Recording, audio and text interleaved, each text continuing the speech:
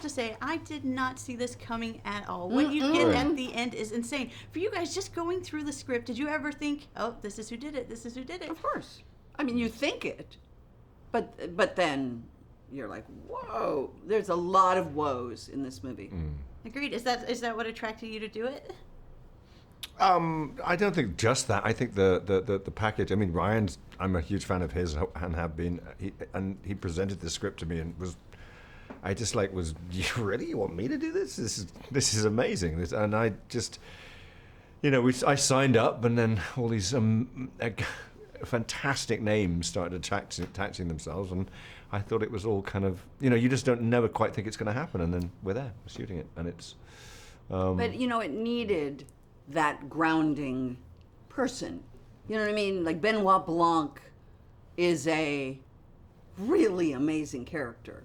And so when Daniel's schedule allowed for him to be able to join up with Rian, I can only imagine Rian Johnson hearing for whatever reason that you were available. Because right in that moment you can imagine him going like, yes, I can make this movie now. Because as soon as Daniel said yes, of course, the rest of us said yes, and it's just true. But it's true. It's true. If Jamie just says say it's yes. Just say yes. Yes, Jamie.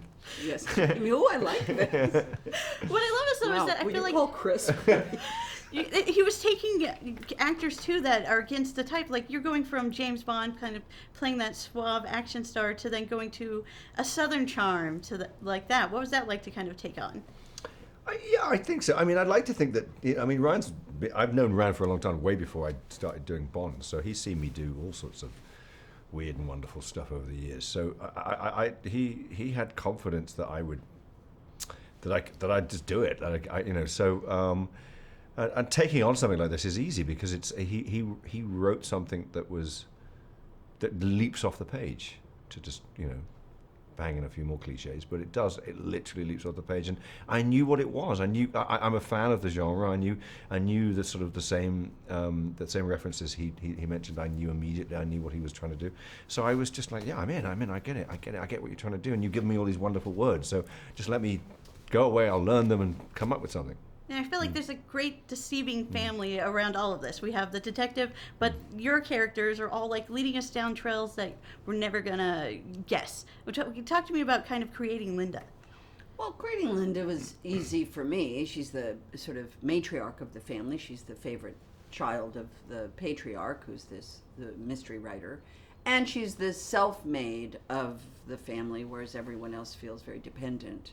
And she feels very independent, which gives her a sort of superiority over everyone else, which is easy. But you just brought up the word family. The word family is this diversity of people, sort of people with different points of view, which is why holidays with your family can also be a little stressful because those points of views come out in a way that they don't all year long, because you're not gathered. And so it's drinking together.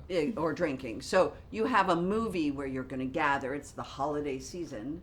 So a lot of families are going to go see this movie together, and no one will be disappointed because there's red meat for those red meat lovers. There's blue meat for those blue meat lovers. There's class discrepancy for those. There's the immigration debate, if you will, if it's a debate. There's plenty of voices on both sides of it. And in the middle of it all, you have this beautiful character that's the heartbeat of the movie, which is Ana de Armas's character, Marta, who's the nurse of the now deceased patriarch. And it's just beautiful. I agree. It's so much fun to watch.